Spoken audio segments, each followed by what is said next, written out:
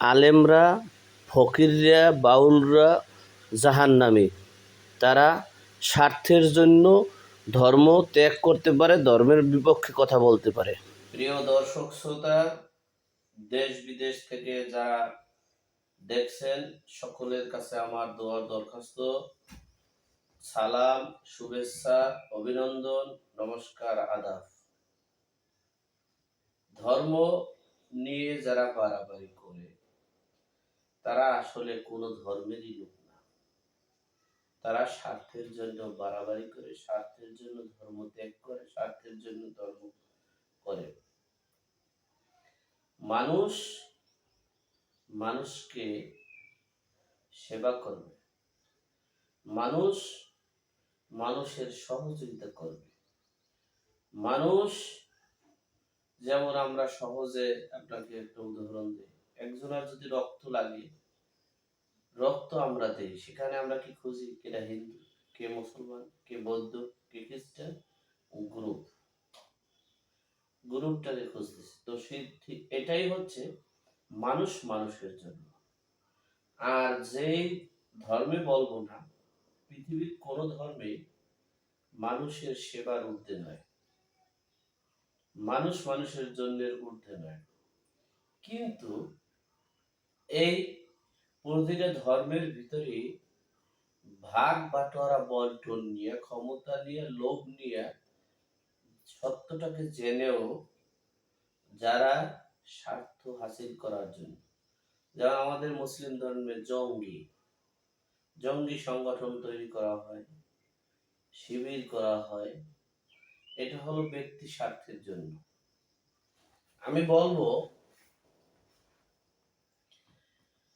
যে ধর্ম পরিবর্তন করে, যে সে কোন ধর্মের লোক হতে পারে না, তার ব্যক্তি স্বার্থের জন্যই লোক হয়।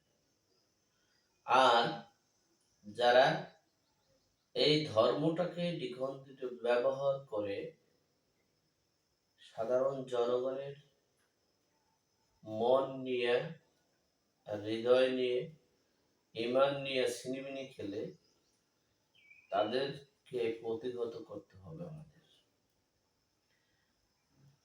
এখানে একটা বিষয়, মুসলমান ধর্মের এই শিয়া, সুন্নি, এই কাদরি, এরপরে হলো কি যেন জঙ্গি, জামাত, শিবির, এই যে বিষয়গুলো ব্যক্তি স্বার্থের জন্য, ব্যক্তি ঐতিহ্যের জন্য এগুলো তৈরি করা হয়েছে। এটা কোনো নবী করিম সাল্লাল্লাহু আলাইহি সাল্লামের আমলে ছিল না। এটা 72 কাতার 73 কাতার হবে, সেই 72 কাতারের একটা। এরপরে এরা সংখ্যাগরিষ্ঠতা আছে। যেমন আগে ছিল সুফিবাদ, এই সুফিবাদটাই যে জান্নাতে যাবে তা না। সুফিবাদের সিস্টেমটাই, এই সুফিবাদকে মানে খণ্ড বিখণ্ডিত করে, যেমন এই জামাত, শিবির, এই এই সেই জঙ্গি, এই সেই হয়েছে, যে বিধর্মী লোককে মারতে পারলে অমুকে কাফের, অমুকে বেঈমান, অমুকে ধর্মের বিরুদ্ধ, এগুলো বলে ধ্বংস করতে পারলে, জিহাদ করতে পারলে তারা জান্নাত পেয়ে গেছে দুনিয়াতে। এরাই যেমন জাহান্নামী।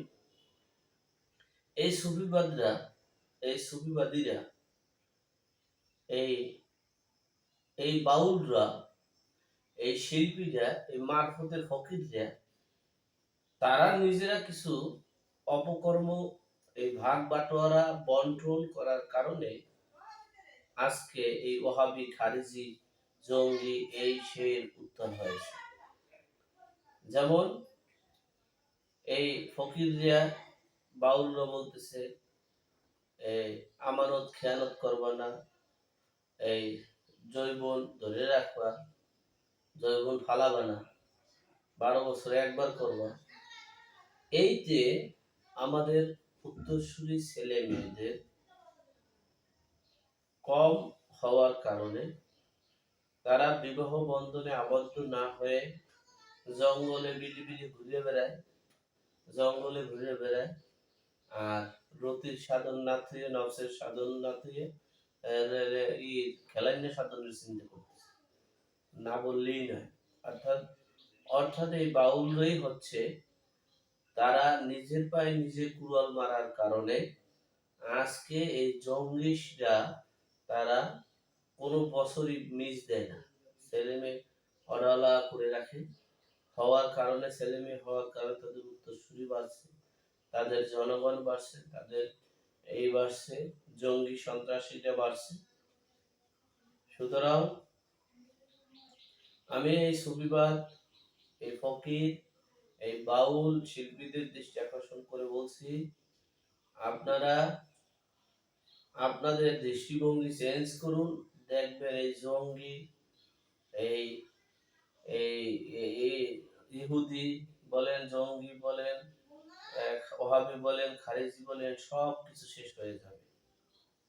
আপনারা আপনাদের অবস্থানে ঐক্য থেকে আপনারা জঙ্গলে যাই ইবাদত করবেন, বিয়ে শাদী লাগবে না, ছেলে মেয়ে লাগবে না, রতি সাধন করা যায়, জৈবন ধরে রাখতে চান, এই ভণ্ডামি ছেড়ে দিয়ে সংসার ধর্ম কর্ম করে আল্লাহ এবং আল্লাহর রাসূলকে খুশি করে মানুষের সেবা করে মানব উত্তম পরম ধর্ম।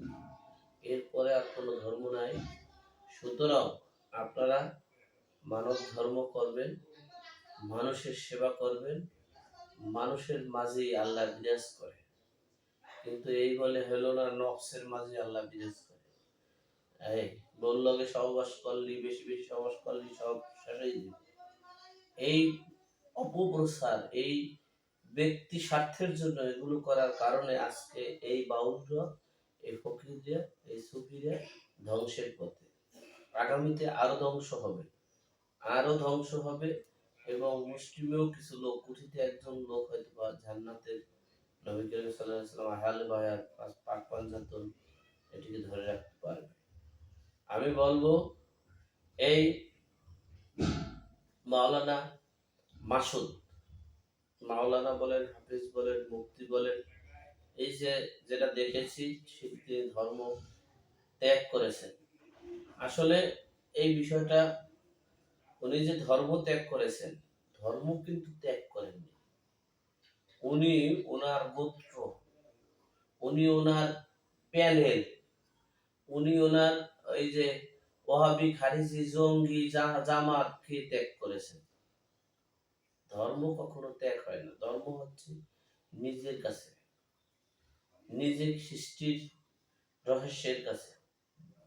ধর্ম ত্যাগ করতে নাই করছে উনি এই জঙ্গির ভিতরে থেকে এটা করেছে, সেটা করেছে, এই ওহাবিদের থেকে এটা করেছে, সেটা করেছে। এগুলোকে ত্যাগ করে যখন এখন বলতে পারেন, তাহলে নবীর সুন্নাত এগুলো সব শেষ করছে কেন? আসলে বিষয়টা হচ্ছে, আমি যদি জঙ্গি থাকি, জঙ্গির সন্তান থাকি, সদস্য থাকি, না আমি যত মানে ওই লেবাসে থাকি, থাইকা যদি বলে যাবে এটা নাই, তখন মানুষ বিশ্বাস করতে একটু সময় লাগে। বিদেয় তিনি তার মানে বাহ্যিক বাহিরের দৃষ্টিভঙ্গিটা চেঞ্জ করেছে।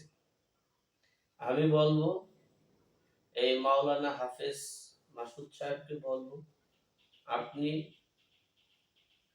আমার দৃষ্টিকোণ থেকে আপনি ধর্ম ত্যাগ করেননি, আপনি স্থান ত্যাগ করেছেন। আপনি এই জঙ্গি, এই মৌলবাদী, এই মানে স্বার্থবাদী ব্যক্তি স্বার্থের এটাকে ধ্বংস মানে থেকে ধ্বংস করার পায়তারায় এগুলোকে শেষ করার জন্য আপনি স্থান ত্যাগ করে সঠিক পথে। কারণ আমি আপনাকে বলবো, আপনার যে উদ্দেশ্য, পারপস, আপনি সঠিকভাবে মানব সেবায় নিয়োজিত থেকে, মানব কল্যাণ, প্রকৃত কল্যাণ নিয়োজিত থেকে আপনি কাজটি করবেন। আর সুফিবাদ আর হুজুর, ওই ফকির আর এই বাউলদের বলবো, আপনারা ব্যক্তি স্বার্থের জন্য, নিজের গদিনিশি ঠিক রাখার জন্য, নিজে কিছু শিষ্য মুরিদ করার জন্য এই যৌনকে ধরে রাখবেন, আমানত খেয়ালত করবেন, পাইছেন কই এসব কথা বলতে? টাউটারি বদমাইশি কথাবার্তা করার কারণে আজকে দেশে এই অবস্থা সৃষ্টি হয়েছে। আপনার কি নবী করিম সাল্লাল্লাহু আলাইহি সাল্লাম কি বিয়ে করেনি? নবী করিম সাল্লাল্লাহু আলাইহি সাল্লাম কি সহবাস করেনি? আমার বিশ্ব নবী করেনি? আপনারা এই এইসব এই বেয়াদাতি এইসব এই পাইছেন কোথায়? হ্যাঁ? বীর্য সৃষ্টি হয় কিভাবে?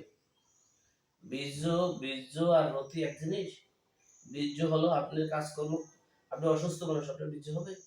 বীর্য তৈরি হবে? আপনি বুড়ো মানুষ, আপনার বীর্য তৈরি হবে? বীর্য তৈরি হবে আপনি সচল থাকলে, আপনার দেহে গঠন ভালো থাকলে, কাজ করলে, সার্ভিস দিলে, রেস্ট নিলে, সেজন্য সেই বীর্য তো আর আমানত আর খেয়ানত হয় না। এটা হলো দুনিয়ার সৃষ্টির রহস্য। সুতরাং এই বাউলদেরকে বলবো, এই যারা এগুলো বলবে তাদেরকে বয়কট করতে হবে। আর এই জঙ্গি উত্থান এই সেইকে বয়কট করতে হবে। সুতরাং মাওলানা আর মুফতি আর হাফেজ হইয়া মনে করবেন না যে তাদের, আমি সাধারণ জনগণ যারা ইমান যাদের আছে, যারা অল্প শিক্ষিত, তাদের উদ্দেশ্যে বলবো, এই হাফেজ মাওলানা কারি মুফতি আর এই বলেন ওই যে হুজুর ফকির, এই সুফিবাদ, এগুলো দেখলেই হবে না। আমি আপনাকে সর্বশেষ কথা হচ্ছে, নবী করিম সাল্লাল্লাহু আলাইহি সাল্লামের বিধান নামাজ রোজা হজ যাকাত আর মানব সেবাই পরমোত্তম সেবা। মানব ধর্মই পরমোত্তম ধর্ম। এই হযরত আদম আলাইহিস সালামকে সেজদা না দেওয়ার কারণেই আজকে এই শয়তান। সুতরাং আপনারা মানব ধর্ম, পৃথিবীতে সৃষ্টির সেরা জীব, মানুষের উপরে পৃথিবীতে আর কিচ্ছু নেই। মানব ধর্মই সর্বোত্তম ধর্ম, মানব সেবাই পরমোত্তম সেবা, মানুষের কল্যাণে পাশে থাকাই পরম কল্যাণ। সুতরাং মানুষের মধ্যেই ধর্ম, মানুষের মধ্যেই সর্বনরক। সুতরাং এই এই যে একটা জাল, মাকড়সার বাসা, এই মাকড়সার বাসা থেকে আমরা বেরিয়ে আমরা একটাই সিদ্ধান্ত নেব, মানব ধর্মই পরম ধর্ম, মানব সেবাই পরমোত্তম সেবা, নামাজ রোজা হজ যাকাত, হ্যাঁ, ন্যায় পথে চলাই পরম পরম পথ, মানে সত্যের পথে চলাই পরম পথ।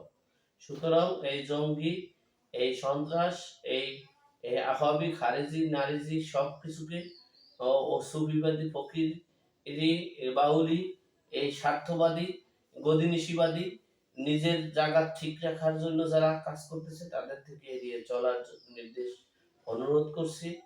আমরা সকলেই মানব সেবা করব, মানব সেবাই পরমোত্তম সেবা, মানব ধর্ম পরম ধর্ম, সদা সত্য ও ন্যায় নীতিবাণী পরম ধর্ম। এটা ধর্মের বাহিরে না, আর ব্যক্তি স্বার্থের জন্য যেটা, সেটা ধর্ম নয়। সকলকে ধন্যবাদ। সঠিক বুঝ দান করার তৌফিক দান করুক। ওয়া আখির দাওয়ানা আলহামদুলিল্লাহি রাব্বিল আলামিন। আসসালামু আলাইকুম।